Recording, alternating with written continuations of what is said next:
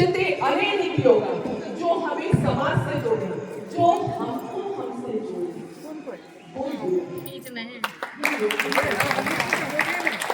और जो इसमें सबसे बड़ा महत्व है ओम का है। आ, ओम और माँ 3 शब्दों से मिलकर बना हुआ है ओम। जब इसका उच्चारण करते हैं तो पहले आ, फिर ओ, फिर माँ। ये 3 जो शब्द है ये बहुत रिसर्च के बाद पतंजलि, महर्षि पतंजलि, और ये उन्होंने तो आसमान को पूरा इकट्ठा किया, पतंजलि योग सूत्र बनाया। और जो ओम है ये आ उ मा, इसमें अगर अल्टर कर देते हैं तो हम उस बेनिफिट से लाभान्वित नहीं होते। क्यों? क्योंकि जो सत्व रजतम है हमारे शरीर के अंदर, जिससे मानसिक हमारे विकार होते हैं, जो शरीर को पूरा व्यवस्थित करता है। जैसे शरीर के दोष है वात पित्त कफ, उसी तरह मानस में सत्व रजतम। तो सत्व रजतम को बैलेंस करता है तीनों हमारे, और उसी से लोगों की सात्विक प्रवृत्ति, तामसी प्रवृत्ति और राजसी प्रवृत्ति बनती है। इसलिए जब हम आ उ मा को लेकर के ओम का उच्चारण करते हैं तो हम इसमें समत्वम योगम उच्यते, हम बैलेंस करते हैं बॉडी के दोषों को, सत्वर स्तंभ को भी करते हैं और शारीरिक वात पित्त कफ को भी करते हैं। और प्रकृति का भी निर्धारण होता है। आदमी कहता है बड़ी तामसी प्रवृत्ति में है, तामसी प्रवृत्ति में आसुरी प्रवृत्ति, आसुरी प्रवृत्ति में नकारात्मक ऊर्जा से है। तो इसके बैलेंस होने से जो मेरी सात्विक प्रवृत्ति है उसमें हमारा सृजनात्मक क्षमता की वृद्धि होती है, सकारात्मक ऊर्जा की वृद्धि होती है।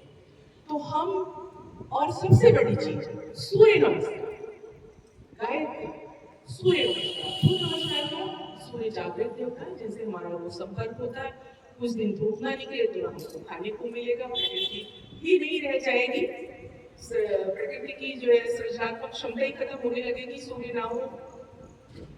तो सूर्य नमस्कार जब करते हैं तो हम बाद में सूर्य का मंत्र है जो गायत्री मंत्र उसको बोलते हैं, जिसका अर्थ इसमें है ओम भूर्भुवः स्वः तत्सवितुर्वरेण्यं भर्गो देवस्य धीमहि धियो यो नः प्रचोदयात्। अब इसका अर्थ देखिए आप, उस प्राण स्वरूप, दुख नाशक, सुख स्वरूप, श्रेष्ठ तेजस्वी पाप नाशक देव स्वरूप परमात्मा को हम धारण करें।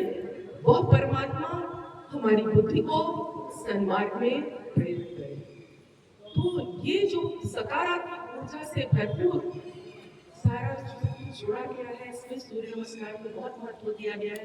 12 आसनों का सूर्य नमस्कार है जो हमारे तन और मन दोनों को करता है। और जो हमारी 3 नाड़ियां हैं, इड़ा, पिंगला, सुषुम्ना, इनको व्यवस्थित करता है।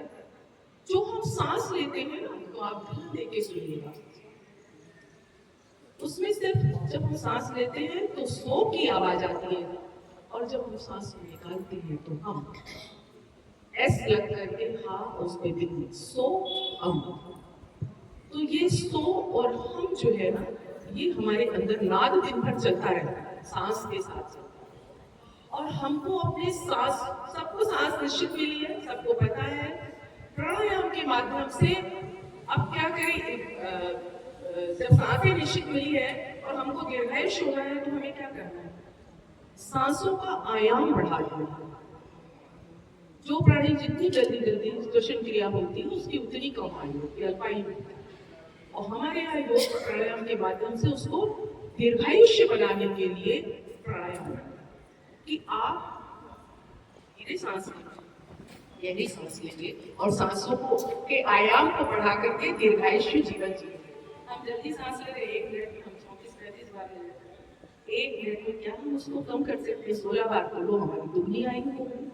गहरा श्वसन, गहरा श्वसन फिर वैज्ञानिक इस पे आइए, फिजिकली क्या देता है? गहरा श्वसन लिया, ऑक्सीजन अप्लाई भरपूर हमारे फेफड़ों में आया, वहां से जो है रक्त के माध्यम से ऑक्सीजन हीमोग्लोबिन जो बनता है पूरे शरीर में जाता है, उसी के माध्यम से सारे तत्व रक्त के सर्कुलेशन के माध्यम से शरीर में पहुंचते हैं और शरीर के सभी अंग प्रत्यंग उत्तक अव्यय सेल तक जाकर के, क्योंकि सेल तक अंतिम इकाई सेल है या प्रथम इकाई सेल है, वहां उसको जाकर के उसके न्यूक्लियस को, न्यूक्लियोलस को, सबको रिचार्ज करके, और न्यूक्लियस, न्यूक्लियोलस, ये सब चीजें क्या है? यत पिंडे तत् ब्रह्मांडे, जो कुछ इस ब्रह्मांड में है वही इस शरीर के अंदर है। जो सूर्य वहां है तो सेल के अंदर न्यूक्लियस है। जो कुछ वहां चल रहा है वो यहाँ चल रहा है। इसलिए अगर प्रकृति में हलचल हमने कर दी है, विकृति ला दी है, तो हम भी विकारग्रस्त हो जाएंगे। तो आप लोगों को मैंने योग की महत्ता पे, और जैसा कि मेरा पर्यावरण संरक्षण के लिए बड़ा मिशन है, तो उसकी पंक्ति के साथ ऐड करती हूँ। नहीं है बाग बगीचे तो क्या, चलो गमलों में पौध लगाएं। नहीं है बाग बगीचे तो क्या, चलो गमलों में पौध लगाएं। छत पर पेड़ लगा करके घर आंगन को स्वच्छ बनाएं। पौधों से प्राणों का आयाम बढ़ेगा, और जीवन जो भी दिया प्रभु वह काल मृत्यु का ग्रास करेगा, वह काल मृत्यु का ग्रास करेगा। आप लोगों ने मुझे यहाँ आमंत्रित किया, मैं महिला जैन मिलन शाखा को, सभी जो भी यहाँ सम्मिलित रूप से जो आयोजन कर रही है उनको मैं बहुत बहुत धन्यवाद देती हूँ। विशेष रूप से मैं प्रदीप जी को और नीलेश जी को, जो हमारे साथ अपने व्यवसाय से भी जुड़े हुए हैं, जिन्होंने रात्रि में आमंत्रण दिया मुझको। मैडम आपका एक प्रेरणात्मक उद्बोधन होना चाहिए, मैंने कहा मैं अवश्य होंगी। तो आप सभी लोगों को बहुत बहुत धन्यवाद, और योग की राह पे चलते रहें, लोगों को जोड़ते रहें, अपनी चित्त की वृत्तियों का, नकारात्मक ऊर्जा का हटाते रहें, समाज में सृजनात्मक लाते। बहुत बहुत धन्यवाद।